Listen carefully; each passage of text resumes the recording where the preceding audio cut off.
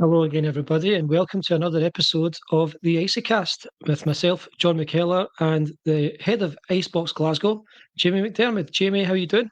How you doing? Hello.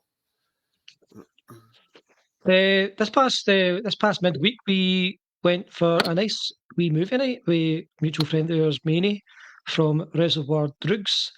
We went to see Scala.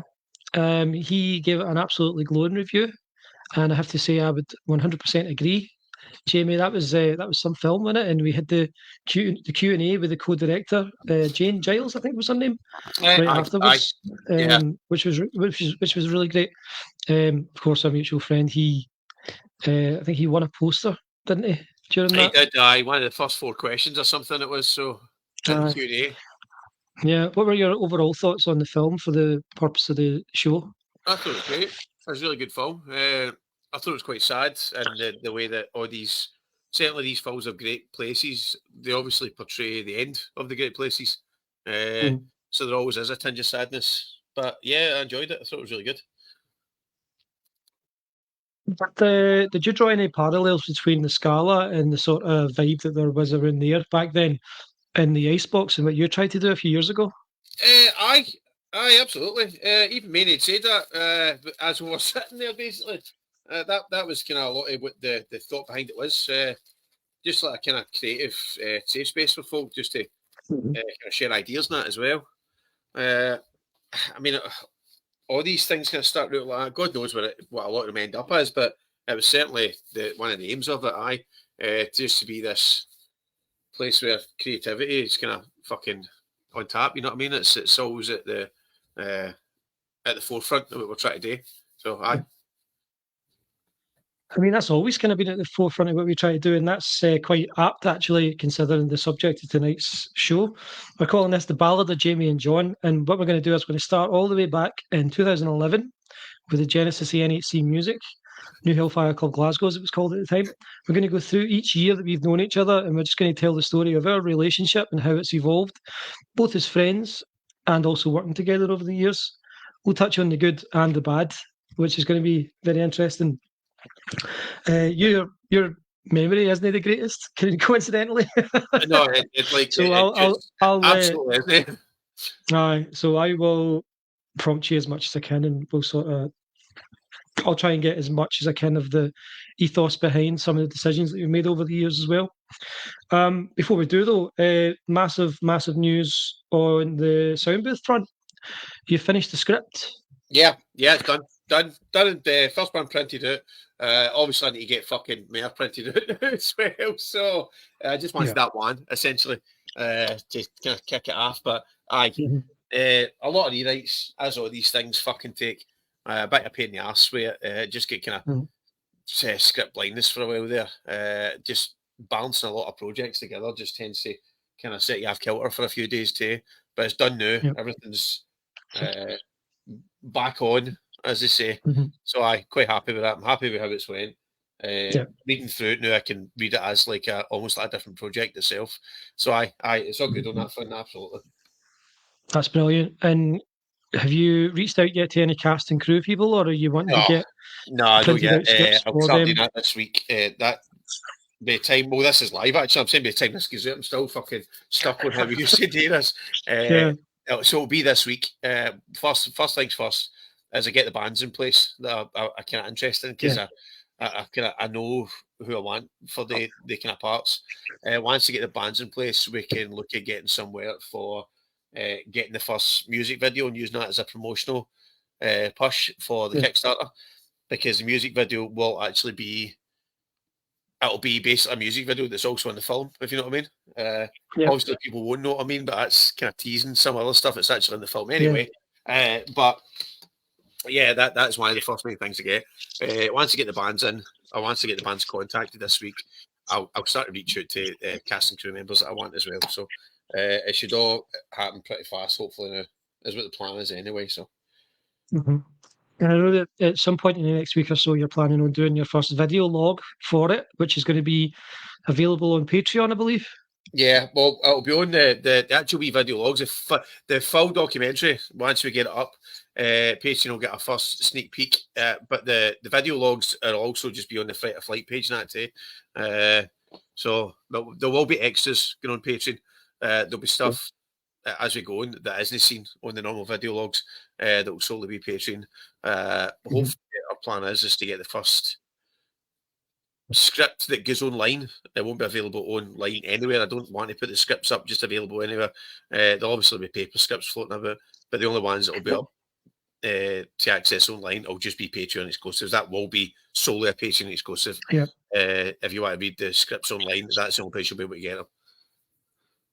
That's perfect. Now, the Fright or Flight Facebook, that's at Fright or Flight Promotions, in it? That's the one. Yeah. So if you want to watch Jamie's video logs and keep up with the latest on Soundbooth, and of course Bloodbath Burlesque, follow that page on Facebook. So yeah, it's getting interesting. It's getting quite exciting. Hopefully, we can get the cast and crew in place and start to make this thing happen. Obviously, we're going to be filming a lot of content aside from just the movie for the purposes of the documentary, which is basically going to either be a documentary about how we made a movie and it succeeded, or how we fell flat trying to make a movie.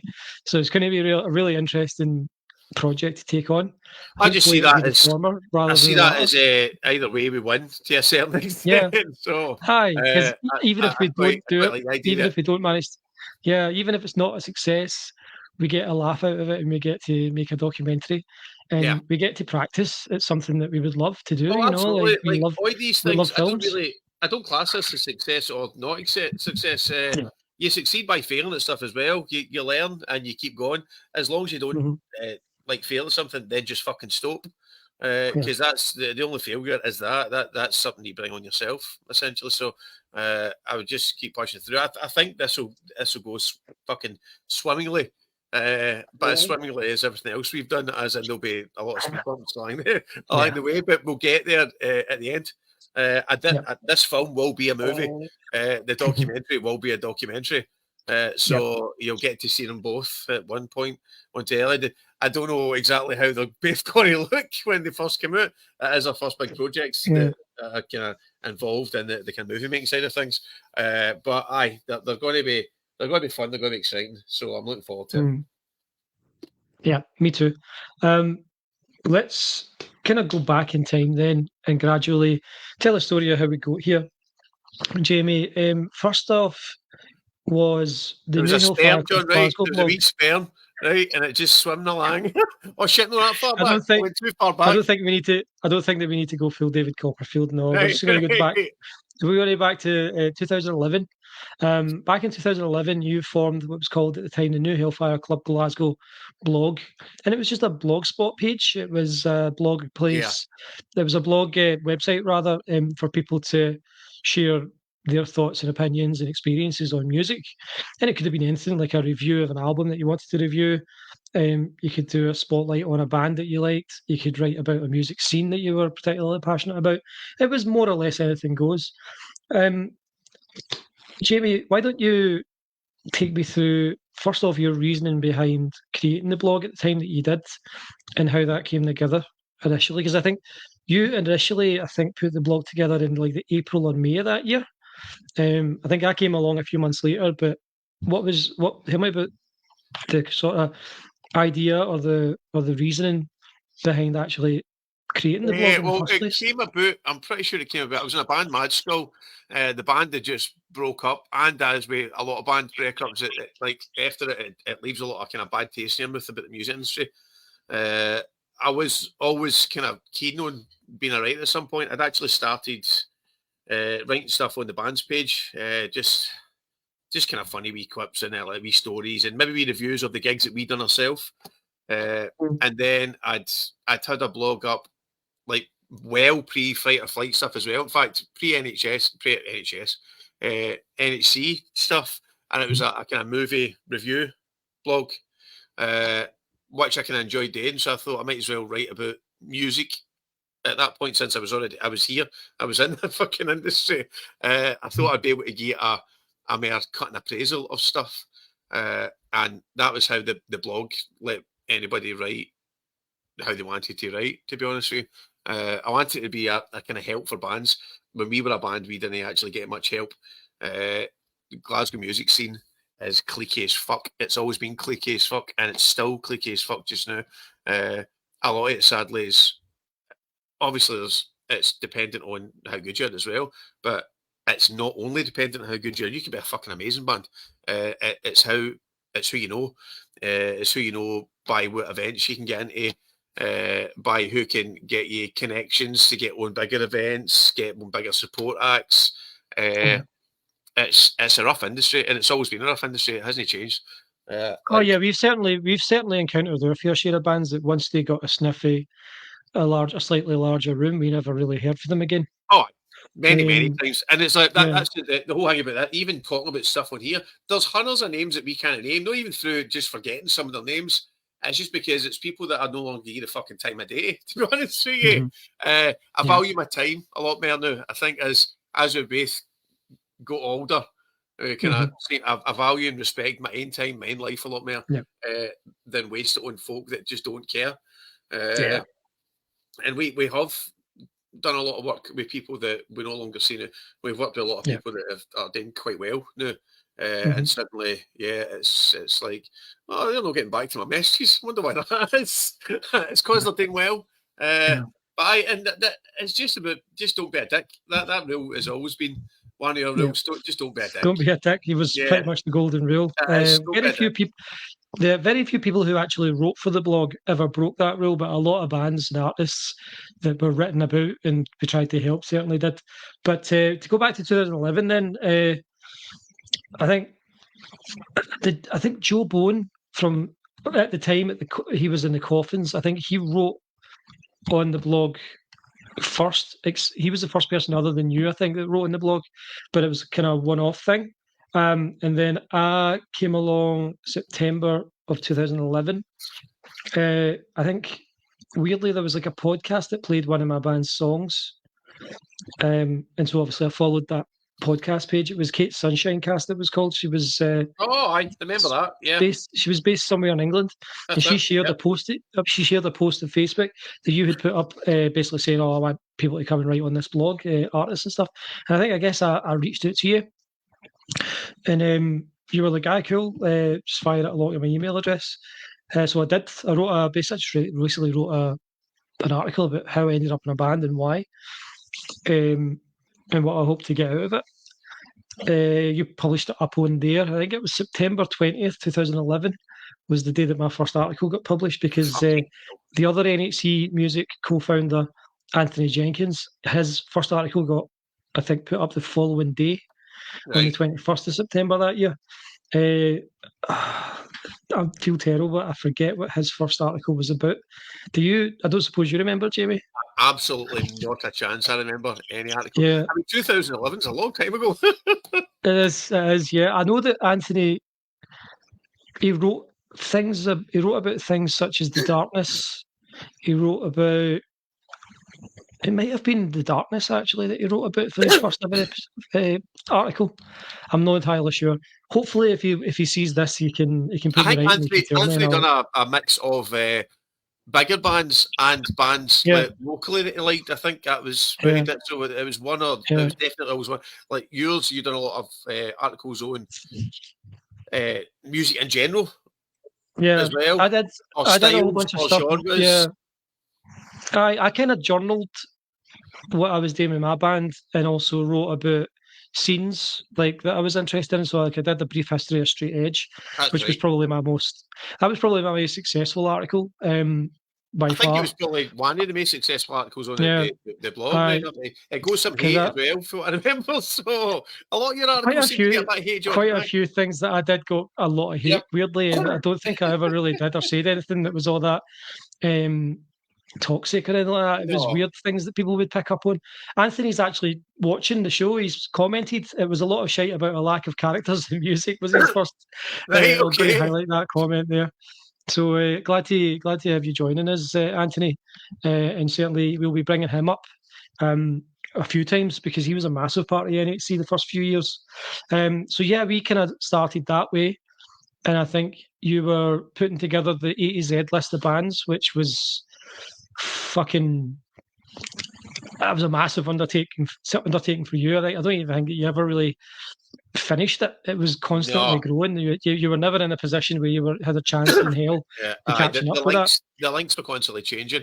You find a lot of bands at the start. A lot of them just drop off the board after a while. It could be life circumstances change, Yeah, or they fall out. They have an argument in the band, but the band's not going to reach out and tell everybody they've broke up. Then, but the days they just fucking disappear. aye, Some of them. yeah, So a lot of the times you were constantly having to get through the A to Z and clear up aye, dead links. And I know a lot of other say blogs, websites. I know some promoters that were looking for bands would use it. They would go and doing it. That's how we would find out if it was dead links. Folk would yeah. contact us to say I was on here looking at whatever metal bands are in Glasgow, Mm-hmm. and three of them out the bunch that you've got no longer exists. And it was sometimes it was a surprise. You're like, I know them. Yeah, How the fuck do I not know that they're not yeah, a band anymore? So aye, bands would just honestly just drop off, or they'd change their details, change their Facebook page, change their website about, and just no reach out to folk. aye, It was an ongoing undertaking that I don't think we knew how long it was going to take us to actually do back in the day. yeah. To be honest with you, it was continuous. Yeah, but yeah, so there was that, and there was also the Glasgow gig guide. They were the two sort of major showpieces. They were the things that the blog was built around. Yeah, The Glasgow Gig Guide was basically what it said in the tin. If you were registered on the page, if you were part of the A to Z, any gigs that you had would get added to that automatically, or you could reach out separately and get your gigs added to it. That kind of continued, that chugged along for the first kind of 6 months to a year. Regular articles, obviously the gig guide and the A to Z list were getting updated routinely. The natural next step was to start promoting gigs. And in 2012, NHC Music started promoting gigs. It was also the year that the name got changed from New Hellfire Club Glasgow to NHC Music, um, which was my idea. um, can you remember much about the early days of promoting gigs with NHC? absolutely not. I remember some of them. A lot of them, a lot of them were ones that we just I mean that kind of bands would contact us and say that they wanted to put a gig on. And then we'd be like, yeah, that's cool. We're up for that. We kind of Yeah, want to put a bit a gig on as well. I started doing that. We started having gigs in places like Pivo Pivo. Uh, in fact, there might have been, but I think we put on a couple of wee kind of studio ones as well, and just recording studios, practice studios, and that. But yeah, Pivo Pivo was one of the main kind of places. yeah, At the time, Pivo Pivo was letting folk play anything. You could metal gig, punk gig, rock gig, acoustic yeah. gigs. Their backline wasn't too bad at the time. Well, at the time it wasn't too bad, and until we started reaching out to other places, and you realised, oh wait, that backline's shite. That's not the expected kind of backline. Yeah, You play somewhere else and they've got a drum kit that actually works perfectly, and you're like, yeah, my god, this is what backline should be. But they let us get away with a lot more with regards to genres and that. Some other places were quite rigid at the time. There was other places that was like, let's try to get like my memory back. There was a place downstairs on Bath Street, I think it was. There was like a wee kind of cafe bar type thing. mm, I remember back in the day seeing, I think it was the Coffins actually in there back in the day, and doing a review of that, and then having a gig in there maybe about 8 weeks after that one that was quite mm, successful, kind of wee acoustic gig. But at the same time, it was a small venue, so yeah. like success is kind of comparable. You're like, is you don't really need a lot of folk in a wee tiny venue Mhm. to make it look mobs, It's true. essentially. So, Yeah. I think toward the tail end of 2012 as well, we started doing the weekender shows aye, where you would have a Friday, Saturday, Sunday. Friday night, you would have one genre. Saturday, you would have another. Sunday, you would have another. I think in either the Saturday or the Sunday of the 2012 one was we did the punk, we did metal, and we did rock. yeah, Um, and then that became a fixture. The Hellfire Weekenders became a kind of thing that we did 3-4 times a year. Anthony has helped out with some more comments here. He says that either was a weekend of gigs in Shadow Sound, if I remember rightly, for the studio aye, gigs, and he's also asked what were your favourite NHC gig venues. Um, I liked, I really liked Pivo Pivo. I played in People a whole bunch of times, and I really liked it there. It was a small venue, kind of basic setup, like you say there, Jamie. But the atmosphere was really great, especially if it was packed in. And if there were plenty of people in, there was a great atmosphere at People. So I really enjoyed playing there, and I enjoyed going to gigs there. And it just felt like home in terms of Aye. like NHC's home. It was where we basically lived when we were putting gigs on. We did go outside there and we went to other places here and there, but most of the gigs we did back then, at least in that period, were at Peeville, and that just it kind of came to feel familiar, and that's why I would definitely say Peeville. I don't know about you. I mean, probably the first big weekender that we did. I think it was Food Bank we ran that one for. In fact, it was a Food Bank we ran that one for. We had the rock night, the metal night, the acoustic night. It was on Pivo. That was a fairly successful one, actually. It was one of these weird ones. Everything does it all the time. One night's a sellout, the other night's all right, and then the third night was fucking dead. But you're putting on a gig Friday night, Saturday night, Sunday night. It was like the Sunday night one was just a fucking quiet one. And we've done the thing. You put on acoustic Sunday night, maybe that's not going to do as well as you think it's going to be. I think the only absolute sellout 2 nights we had with acoustic nights were Chrissy Mullen. They done them, and both of them were in People, which is strange.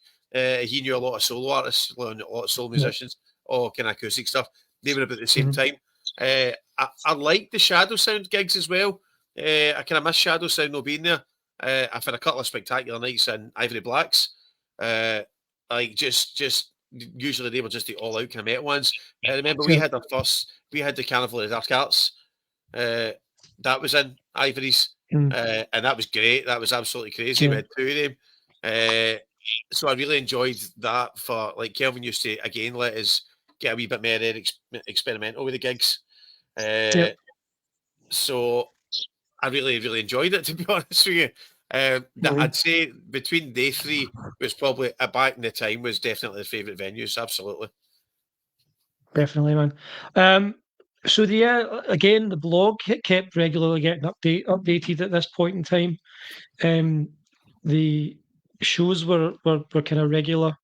They became more regular as time went on. And then at the start of 2013, the following year, we launched a podcast, the first podcast venture that we had.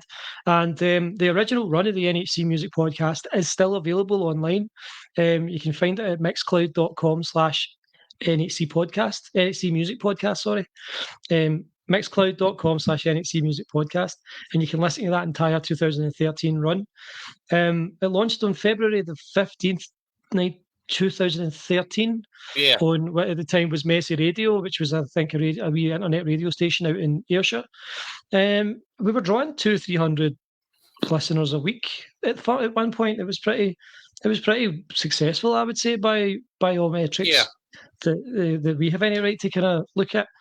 And the podcast was fun. We played a whole bunch of music by NHC registered artists.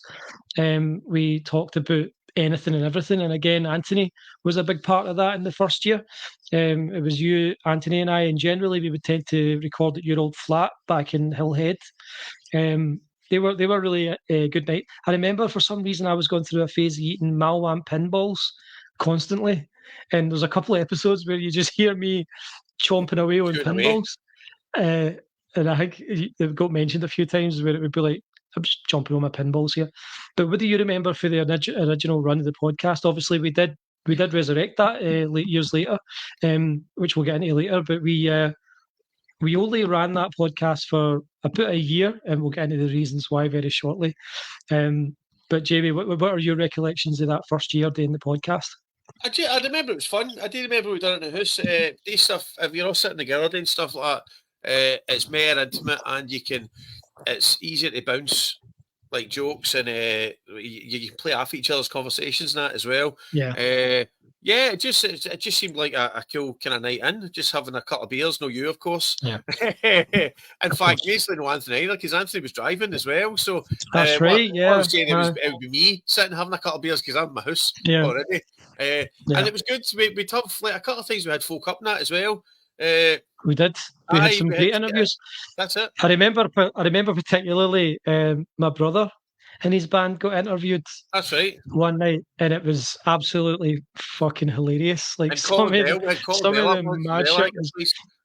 We did. We had Sneaky Pete came in, and we played their entire album in sequence. That's why episode 25 of the podcast isn't available on demand. And it took me fucking years after I was like years later, I was like, where is episode 25? This stayed my fucking nothing. And then it took me ages to remember, like, oh fuck no, we played that full album on it, so it was never available on demand. It's not actually available, aye. No, because it's you can't like just put their whole album out there like that. It wouldn't have been right. So yeah, we had Vukovi came on, a couple of the members of Vukovi. That's right. We had That was a good one. Average Andy came on the show a Yep. couple of times. Yep. We had some great chats with Average Andy as well. So I remember that being a really fun time. And I remember that show just being something to do during the week. You know, we would record it Tuesday or Wednesday at your house, and then we would obviously upload it to Messy Radio, who would then air it out on a Friday night, and that was a lot of fun. Good times. The running joke of Anthony Jenkins being some kind of a sex offender probably wouldn't fly nowadays if it was going out on like a radio station. I remember a few. Yeah. I remember a few jokes. We used to make jokes about him like breaking planets into bits with his cock and all that. Just crazy shit. So apologies, Anthony, after all these years for that. What that you mean probably Anthony didn't break planets apart with his penis? No, was that just a joke? Fuck. Believe it or not, that was just a joke, mate. Jesus. Mark Joss has joined us and says, "All right, John, how you doing, Mark? Yeah, I've got my jersey on for you tonight." Mark is a good friend of mine from Aberdeen, plays in the baseball league. So thanks for tuning in, Mark. It's great to have you on here. So during the time that we were running the podcast, we were making preparation for what at the time we called the Hub, the NHC Music Hub, which was what eventually became the NHC Music Shop in Hidden Lane. Yeah. I ended up not seeing any of that because at some point in 2014, we had a bit of a falling out, so to speak. And we were talking about this probably a month and a bit ago. Yeah. And it was only really last month that we realised exactly what kind of happened back then, which is not a lot, really. It was a weird sort of miscommunication or lack of communication that caused it. But we definitely had something of a breakdown in communication. I definitely know that on my side, I went through some personal stuff in 2014, suffered some loss that wasn't good for my mental health. And I kind of took that out on you personally and also on NHC Music more broadly. And I just kind of like stopped talking to you for months, and then you kind of removed me from the admin side of things and that, and I think I was starting shit with people that had been added to the team and stuff for no reason whatsoever. I think it was literally what you were saying. You were lashing it blindly. So I was not pleasant to be around for a period of time during 2014, and I certainly didn't help matters with how I would behave and talk to people at the time. And so I stopped talking to you, and you stopped talking to me as a response to that. And for a couple of years there, we had a sort of lack of communication between us. It was tough. Basically it was like a standoff, a pointless standoff. It was a tough period, man, like, because obviously I was going through some stuff, and you were busy with creating the shop and taking NHC Music to the next level. So the last thing you probably needed was me lashing out at everybody and anybody that was involved in the project. See, to be honest with you, the way that I was doing. Even from my point of view, for 2014 right through into 2016, like, it was chaos. It was like everything was fucking chaos. We'd put something together. We'd made it to. I don't even think it was like there was a lack of cohesion to it. Sometimes you bring a lot of artists together, whether it be musicians, writers. There was poets. There was just everything, and it was like just a fast 2 years of. I mean, like was drugs, drink. It wasn't even. You can even say all nighters. It was all 4-nighters, 5-nighters. It was weekend. It brought new meaning to weekenders.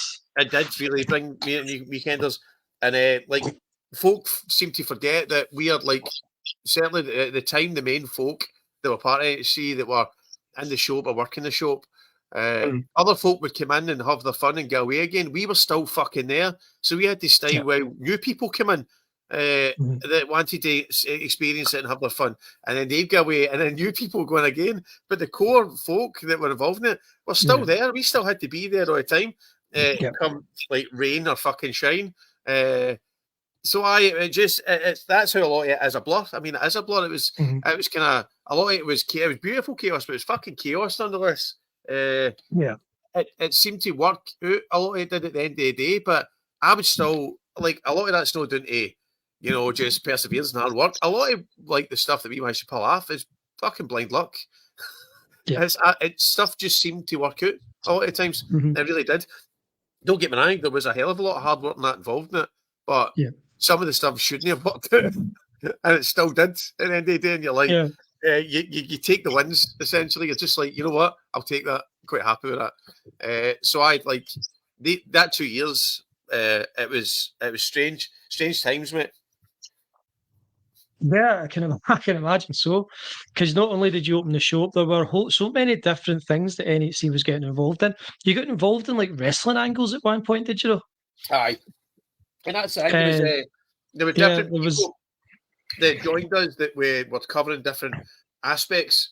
So I would only cover like a 2 or 3 things. Other people would come to us and bring an idea that maybe we could try and like bring to the fore and make it happen, and we'd let them run with it, which to be honest with you was always a good thing. Thinking back at now, we should have had more control over who came in, who had an idea and who done with stuff, because if ideas fucked up and people left or had to leave, we were left with what was left of a plan or an idea that was all way to shit, and we had nothing to look back on and say, right, so how can we try and make this work? So a lot of the stuff was just, again, at that time, it was just chaos. You were coming in on a Monday and you were like, right, what's been started this week? Where are we talking about at the weekend? Got somebody like dig all this stuff out. Who's in here?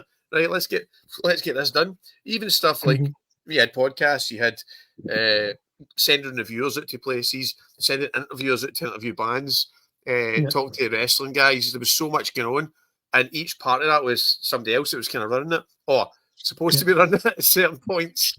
So it was mental. There was a lot happening.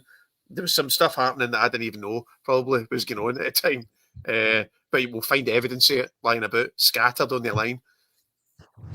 Aye, definitely, man. That was definitely a crazy time. I missed basically all of that, obviously, because I was in the throes of basically, essentially a breakdown. I was having a really hard time yet for a couple of years.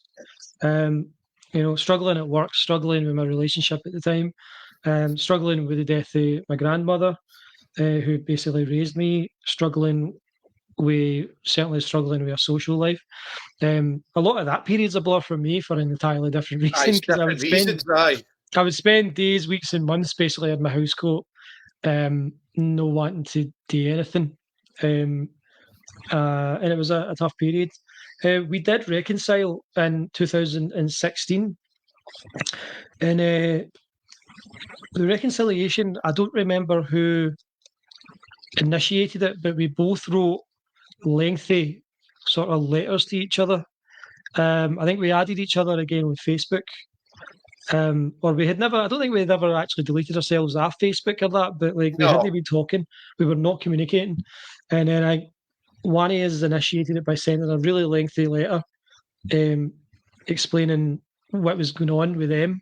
And then the other responded to that with an extremely lengthy letter explaining their side of it and their point of view.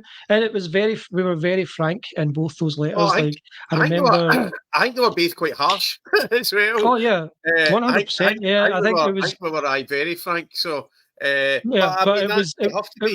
was really important to me because it actually helped our friendship so much. and paved the way for what would come later. But like I remember, I don't remember exactly what I said to you, but I remember saying things along the lines of, I felt marginalised and I felt like nobody was listening to me. And you basically said like, you didn't communicate any of this at the time. How the fuck was I supposed to know that? And then you were basically making the point that like I was supposed to be a senior person there, and I wasn't. I wasn't showing up at all. I wasn't doing the things that you trusted me to do. So like Yeah, that was why it's you had to pull interesting the to see trigger. different points of view as well. Because Mm-hmm. you are right. For your point of view, like I was shutting down stuff for you left, right, and centre. But from my point of view, I was shutting down stuff because you were lashing out and you were just uncommunicative. But it's quite interesting to look at two different like that and say, none of them are wrong. Mm-hmm. Or both of them are right. You know. Yeah, but ultimately, what we both concluded in our letters was exactly that. Like we both have communicated things poorly to each other for different reasons. We both have arrived at a common ground, like so we can move on from it and we can get past all the bullshit from the previous 2 years. It was very cathartic and it meant a lot to me at the time, especially considering everything that I had been going through. And we reconciled in 2016. Meanwhile, obviously, you've still got the shop going on, you've still got gigs going on, and shit was ramping up. Basically, it felt like monthly at that time. This is essentially. You miss, like, even with the main, see when you think you're going back to the main team, you've got fucking Maney, you get Campbell, you've got Vonnie, you've got Martin, you've got just got loads. You've got the classics essentially that were right at the start of pushing this thing. Like none of this, nothing would have happened with any of these people either. And you did miss a portion of that. Oh yeah, there were massive swaths of the team that I completely missed. Never met. They had maybe joined the team when I was still there, but very inactive, and had already left by the time I came back. Or there were some people that had played a massive part in NHC that had started and then left NHC, and just in the time that I had been gone. So when we reconciled, it was a very different vibe and a very different team than what it was when I left at the time. And so it was cathartic for me, at least, when we did reconcile, because outside the NHC we had become pretty good pals. I don't think even then we were as close as we are now. I think that when we got everything off our chest back then, that was really the beginning of us becoming really close friends and becoming much better pals, because we understood each other a lot better after that. You saw where I was coming from, and you started to understand a lot of the reasons I say and do things. And ditto, I started to understand some of the pressures that you're under and the reasons that you do and say certain things that you'll do. So that was massive for us, I think. And it certainly led to what came the following year, which was the return of the NHC Music Podcast in its original form, which eventually led to my sort of coming right back in and being part of the team like I was previously. I think it was Halloween 2017 was when we actually put out that return to the show. And I think I had just kind of messaged and said, like, why don't you, Anthony, and I, why don't we do one more podcast, like, for old time's sake? Because, we had never, I think we had done 30, we had done like 39, and I was like, let's get to 40, let's do one more. So we did that Halloween special. And it was a really good show, and it was great to be back. And when we hit record and we recorded that kind of what was at the time supposed to be a one-off, it was as if we snapped back 4 years and we were right back in your flat. It was almost as if it had never been gone. The chat was still the exact same. It was brilliant. Aye. And that was good for me, and that it made me feel like I was back home. And it was all the horse shit that we had experienced between us in the 2 years that we didn't talk. It didn't matter anymore, and that really solidified that.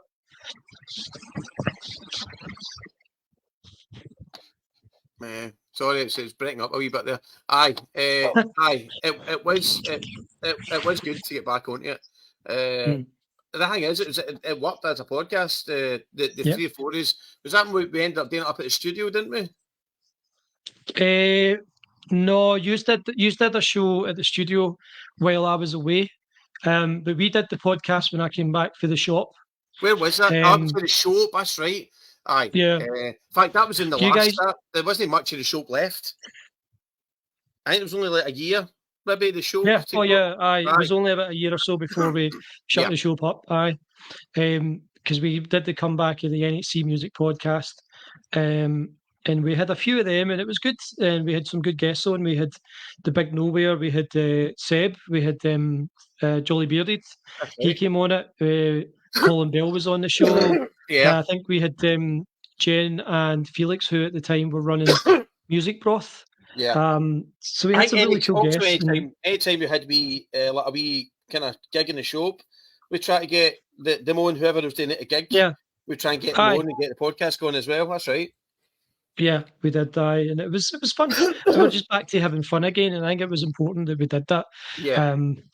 Because it really helped our relationship, and it helped during another period where I think the team was starting to, like, a lot of the people that had started were gone by the time I came back. Yeah. And a lot of folk were also kind of on their way out at the time. Yeah. So it was good that we were able to sort of reset and go back to what we used to do for a bit, to try and sort of figure out, right, where do we go from here? The following summer was a really amazing time. It was just 2018 was just kind of full of great memories, I think. At the old NHC shop, we had some amazing gig nights that summer. We had some quite wild after show parties in the shop. I remember being at the Saturday night one night, and obviously we were working there, and I was in on the Sunday morning. So I came in to open the shop up on the Sunday morning, and 3 people that had been there the night before were still there when I got in at like 10, 12 or 12 in the, like, 12 noonish. And they ended up sitting there, and I ended up just sitting there with them until like 6:30 that night before they all went home. Because it was a Sunday after a gig, so there weren't a lot of folk coming and going in terms of... In fact, I don't even know if we were open on the Sunday. I might have just been in cleaning up. I think sometimes at that point we were opening kind of randomly Sundays as well. We weren't meant to be open, but we'd open randomly. So it was kind of open, but it wasn't really open. It was just like, she needs something coming in. Folk that knew the shop knew they could come in. They could just chat the door, even if the door was shut, and just come in anyway. So it always had that kind of vibe to it, that you could just come in, and at any time of night, there's probably going to be somebody in there, essentially. So a good record shop should be done. Yeah, I remember you and Spence spending considerable effort trying to get me laid all that summer, and I just kept finding ways to shoot myself and you both in the foot and ruin it. Yeah, it was like a fucking bad 80s comedy, mate. It was terrible. It was. It genuinely was. But yeah, what a great summer that was. And obviously that was the last summer of the shop. Yeah. Because you had bigger plans. Let's move to 2019. Late January 2019, you opened the Icebox Arts and Music Centre. I think the formal opening weekend was in the mid-February of 2019. What a wee place that was. Tell me first off about the time leading up to the opening, when you were getting it all together and stuff. Again, even that was cute, and it was even chaotic for our side. Like, weirdly, that was one of the ones that, like, we were ready. At that point, we were ready to kind of rock and roll for a lot of it. But it came to moving in, and Network Rail were basically saying that we're not ready for you to move in. We started to kind of bring stuff down one day, and there was still electricians in the building. There was sparks. There was just like ladders all set up and that, and you're like, the fuck's going on? Oh no, it's got to be at least 4 to 6 weeks before you're allowed to come in here. And I'm like, it can't be, this is our move-in day. And they're like, oh, it's fine, you don't have to pay rent for this time. You're like, no, but we've got fucking hundreds and hundreds of stuff sitting in different houses that all has to come down. Because we had, at that point, we pretty much had a venue's worth of stuff to move in. We had the stage parts sitting waiting. We had the bar that we had to build from fucking scratch. That my dad done hundreds of work on, but we had all the parts. There was a serving area. Yeah, there was a serving area. It was a bar. It was not a bar. It was my serving area. How dare you? I'm not a barman. Oh, that's weird, John, because you took money, accepted money, and you served people drinks. So I'm just saying, right. And the thing was, it was interesting. It was BYOB. You'd pay to bring Yeah. in, you pay a corky to bring in drinks. You'd give the drinks to you, i.e., the fucking server, whatever you want to call yourself. And you'd put the drinks in the fridge, and then the people would come up and they'd ultimately lie about how much drink they had, is generally what happened. Yeah, it got quite chaotic at times at the serving area. It was because we made every honest attempt you could possibly make at devising a system that worked, but there is no system that is drunk idiot proof. No, There was absolutely no. always people that would fuck things up, Yep. and it was just it got to the point where it was mental half the time. It was mental in a good way though, because when it was mental, it meant that there were people in, and when there were people in, we made money. We had Yeah. some great weekends when it was open. Um, there were some not so great weekends, but when we had great weekends, oh my god, It we had was. great weekends, and I think we that's saw it. so many. It was building up. It was definitely Yeah, building up. So absolutely. it Yeah, was obviously we still got a slow weekends. Every venue, every business does, but it was yeah, slowly picking up.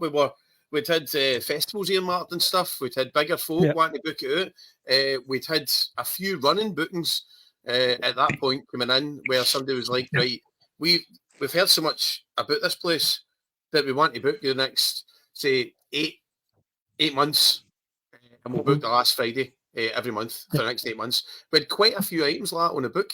Uh, it was just like we're still getting asked. The new would be shut for what, a year and a half, 2 years nearly. In fact, that's Yeah. 2 years, Uh, and we're still we getting still get emails all the we're time. still getting emails all the time saying I'd love to book the player. I've seen the reviews, or I've heard so much about it a couple of years ago, and that's us just managed to get into the UK now. We'd like to Mm, book it as part of a tour, and you're like, it's gone. It's fucking gone, mate. It's gone like a lot of other venues. yeah. It was good. Then obviously the world went to shit. So Yeah. Let's talk a wee bit about COVID's impact on Icy, as it was affectionately called, because we didn't close right away. You and Simon were in the icebox every day, even through COVID. yeah, Um, and you were basically I think you kind of switched focus to the sales and stuff like that, because obviously we had the Xbox. For anybody that was never able to make it there, was like a music venue in the back, but in the front you had like the upgraded NHC shop. So you go in the front door, you had the shop, and then you had like the kind of doorway into the yeah. venue And at that up at the point, back of the shop. we were running the pet food bank and the clothing bank, and the Aye. books for Burns as well, Mm, because we had room for them all, so they were all getting ran for the same place. yeah. So during COVID, obviously you were allowed people like one or two people working in places if they were only day two that are in, and Mhm. the venue was obviously huge, so we could work quite far away from each other in that same Yeah. uh, space, or we picked days where it would only be one days in. Yeah. But essentially, in there all the way through COVID, we'd still be taking donations of stuff in. We'd still be doing drop offs a lot of it. We'd done drop offs for the kids' clothing bank. We'd done drop offs for Pet Food Bank and that, or people that were in desperate need would pick stuff up.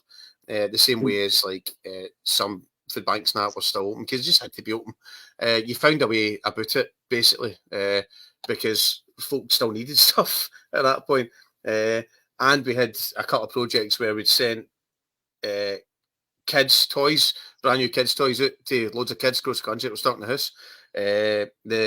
We done books for Burns where we sent books out. You just had to send us your address or whatever address you mm, wanted the book sent to, and we send a care package out. You just need to give us what the kids was interested in, whether it was sports or dinosaurs or animals, and you give us a rough age for them. And we sent out a care package of books. We sent hundreds and hundreds of fucking care packages out over the course of 4 weeks. It was daft at one point.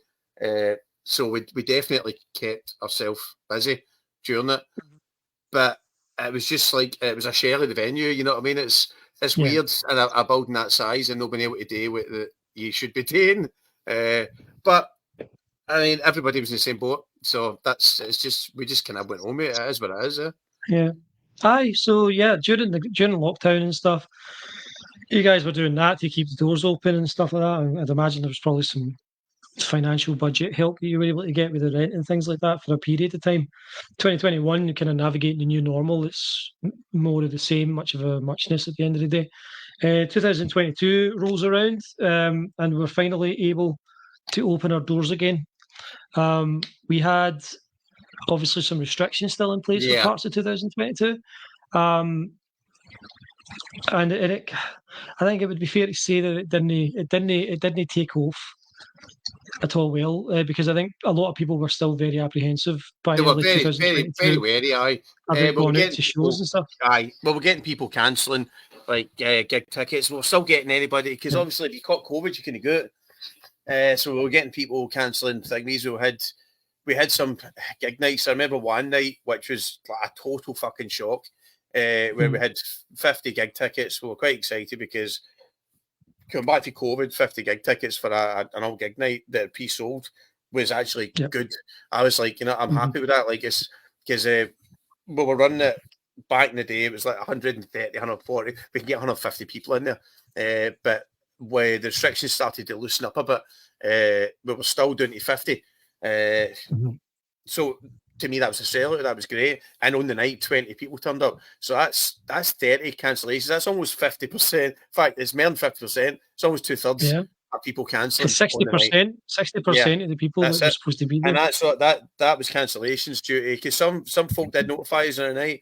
There was one big table. In fact, it was a sold out our own kind of burlesque night they would put on. It was burlesque and music. On the night, we had a performer that got COVID and had to pull out. We'd had a band member that felt sick when he was on the venue, but it turns out we'd done a test, it wasn't COVID, just felt sick. But it was still that paranoia running rife. It was too soon after it. And that was when, at that point, in fact, previous to that, the government support had already fucking died off anyway. We were getting no help at that point. That was when all the shit with Network Rail came about as well, where they said, you still lose all this cash that was built up the 2 years that you were shut, because obviously the government didn't pay for your VAT and the tax and the this and that and the extra this and that. And you're like, hold on a fucking minute. Wait a minute. We thought that was covered. And I think a lot of venues just had the same trouble as it. In fact, we know they did because we know some of the other venue owners that we spoke to. There was a few really good places that shut down, and it was all the same kind of nonsense. It was the government just kind of sink or swim time for a lot of them. And if you had no money sitting in your bank account, if you didn't have a kind of bit of wealth to fall back on, you were fucked. And we didn't want to do another big Kickstarter. We didn't want to do another big. Can we get your money? People had supported us, and we'd helped people through COVID. It was a kind of coming to thing, and you just don't like asking folk for more cash. Because and on top of that as well, we had actually had 2 fundraisers the year prior to COVID. Yeah. Because of flooding that was caused by Network Rail. It was caused by Network Rail's negligence. Let's be honest. Yeah. So which we actually had to try and fight them for as well. And that's like we won one of the battles against them, and then we lost the other one because they tightened up. Week you could fight them on, a week you couldn't. Oh no, it's a beautiful building, but you need to take it on its flaws. But you still get a legal right as a landlord to make sure it doesn't fucking flood when it's really bad weather. And there was some really bad weather when we were in there. So you got told at one point as well, like, the insurance doesn't cover water damage, and you were like, what? Why did you not tell me this? Yeah, because we're paying for water damage insurance. So my water damage insurance doesn't cover water damage. Yeah, doesn't cover it. Doesn't cover it, mate. So that was mental. 2022, the end of that summer, the Icebox unfortunately closed.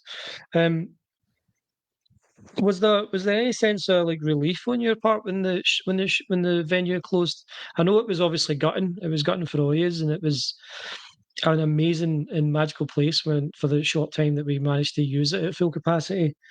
But I can imagine that after the kind of 2 years prior, when COVID hit, that it would have taken its toll on you quite a lot.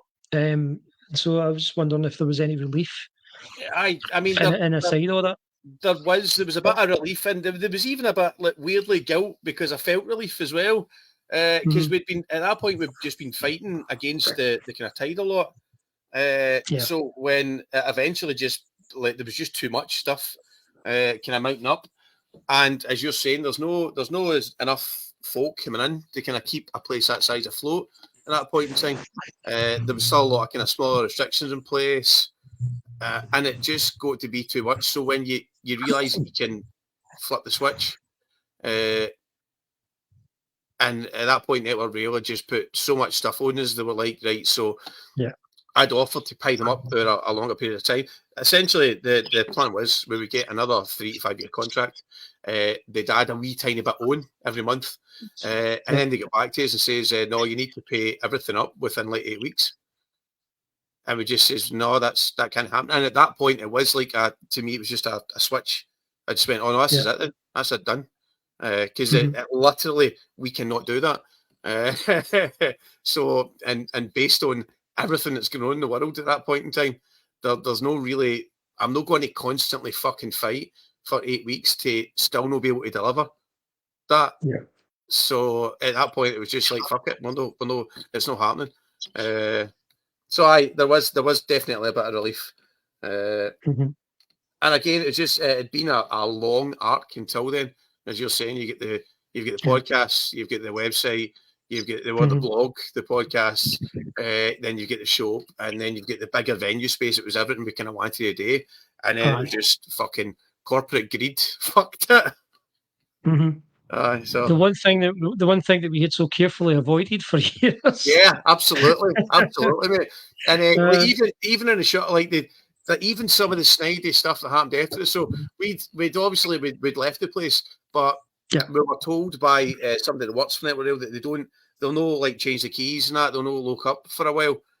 So you'll have a good maybe week to still go in, and maybe 2 weeks and get your stuff out. We went back maybe 2 or 3 times because there was so much stuff in there, like taking bags and bags of stuff out. Maybe get another van or two worth of stuff out, and then on like day 4, they fucking changed all the security looks in the place, and then they ordered a skip and started skipping the rest of the stuff. We had so much music, so many CDs, books, a lot of bands that were working with that, and we just couldn't get to it. Couldn't get to it at all. They sent guys around early in the morning, workies, paid so much money for fuck knows 8 workies to go in with machinery and just open up the front big door and just take all the stuff out and skip it. And you're like, that's just, you've paid more money to destroy stuff than you could have just to let us get the stuff out in a few days. It was spite. It was absolute spite for Network Rail. And that's how at that point I was quite willing to take them to court and spend whatever fucking money fighting them that I had to. But obviously they shat it. So they did, yeah.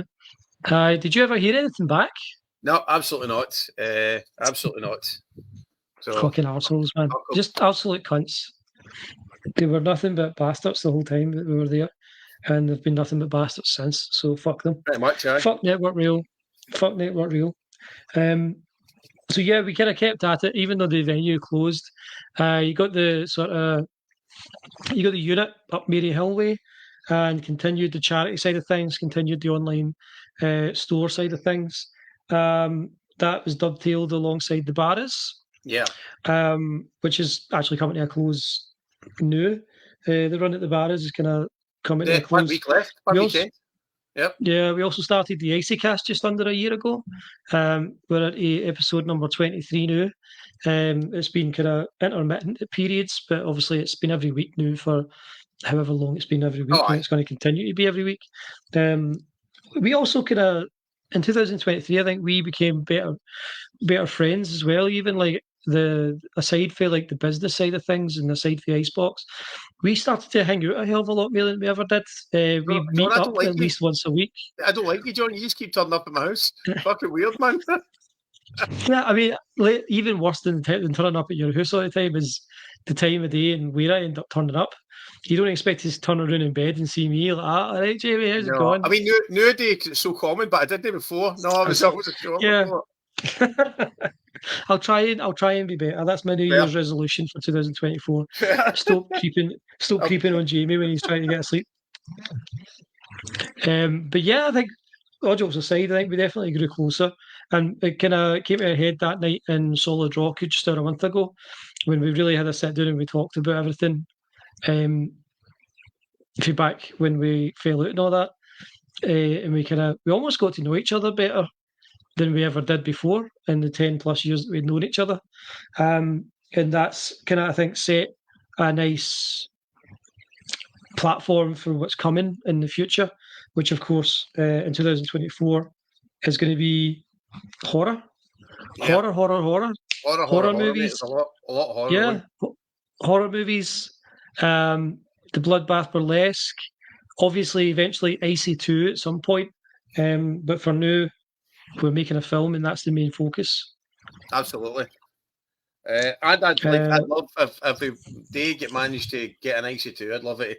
I'd obviously love to have a horror themed fucking venue. That'd be yeah, great. Obviously, we'd always, even back right at the start of the icy, the point was to make it look kind of fantastical inside. To try and make it look a bit like, yeah, even see that kind of neon dread that American Gods program had, where when yeah. the credits kind of came up at the start and it was all this just crazy neon stuff. And we kind of did that with the big skull at the back of the stage and the UV paint, all the lights and all that kind of stuff.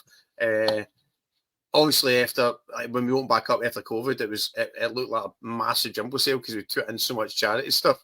And it was at that point, it was going to be something totally different anyway. But that's what I'd like to always go back to. The horror stuff, I'll lead to other stuff. This is essentially just a new arc that we're on. It's a new storyline, mate. That's basically it. So Yeah.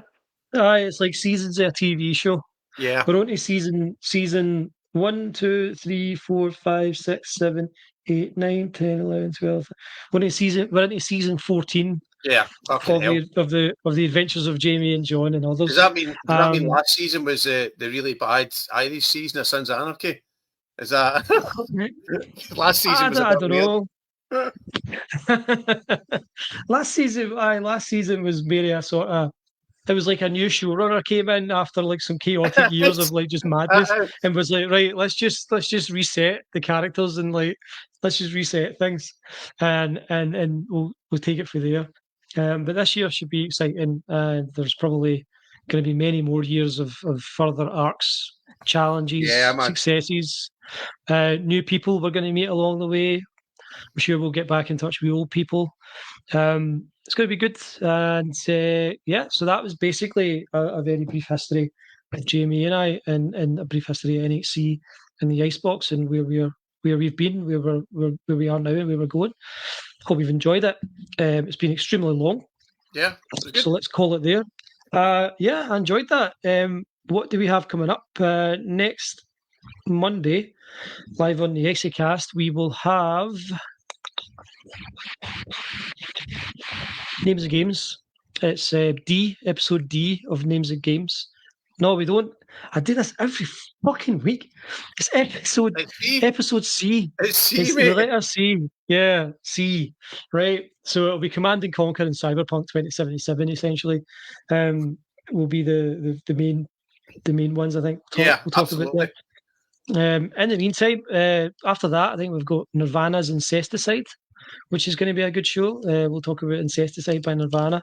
The following week, we're doing D in Names of Games. That's the 12th. And then on the 19th of February, Jamie and I are going to watch The Greasy Strangler and review it.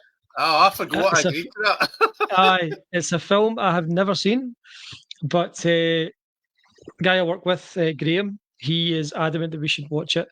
And I thought, why not watch it and do a show on it? It looks absolutely fucking batshit for what I've seen in the trailer. And I think when I messaged you, you said that it was too weird even for you. Yeah. So it should be an interesting film to chat about. So that's coming up on the 19th of February. In the meantime, do follow us on Facebook. It's facebook.com/IceboxGlasgow for the latest on everything that Icebox is doing, or it's at ICYcast Pod on Facebook for the podcast page, and that's where you can watch the show live or on demand, depending on what you want to do. Go to at Fright or Flight Promotions on Facebook and that's for the latest updates on the movie and the Bloodbath Burlesque and any other horror related content. And if you want to help us financially, you can do so for £3 a month by signing up to be a member of our Patreon at patreon.com/iceboxglasgow. I think that's basically all the links. I guess. Aye. All the main ones anyway. Obviously, at Icebox Glasgow on YouTube and Twitter and Instagram, but I don't think that the Twitter or the Instagram are particularly used much. But Nah. the YouTube, please do sign up there, or the Twitch page. Twitch is at Icebox Glasgow as well, and there are two other places that you can watch the podcast. So, thanks again for joining us. Thanks for watching us on demand if you're not watching live, but thanks especially to the people who joined us live, and especially the people that commented. Mark Joss has said, "Great listen, lads, from someone that knows nothing about the icy. It sounded like a nice place, and all the best for the future." Yeah, it was a great place, and Mark, I'll see you on the Diamond hopefully at some point in 2024. Anthony, nice listening, gents. Take care, you too, Anthony. Hopefully we'll see you again someday soon, and maybe we can even get him back on here for a guest spot, mate. I'm sure we depending on how much time he's got. I think it would be good to get him on one more time and revisit the old days, and hurl abuse at him like we used to. Lovingly. It was done. Aye. It was done for a place of love. Bobby. Aye. But yeah, Jamie, I'll catch up with you through the week, Right, man. I'll see you later. Bye. See you next week. Bye Bye. bye. Bye.